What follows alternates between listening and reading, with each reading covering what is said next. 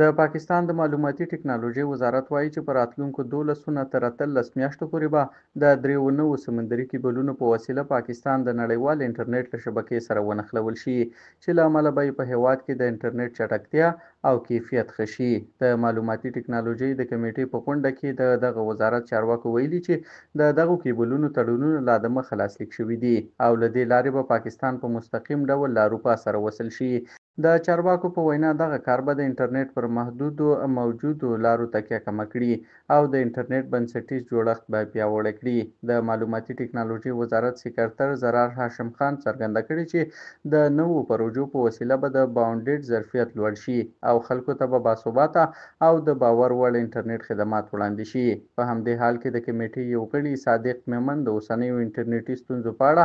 وزارت ته ډاډ ورکړی چې له دغه نویو سمندري کیبلونو سره به د اوږدمهاله ستونزو د حل ترڅنګ په انلاین خدماتو کې د پام وړ ښه والی راشي.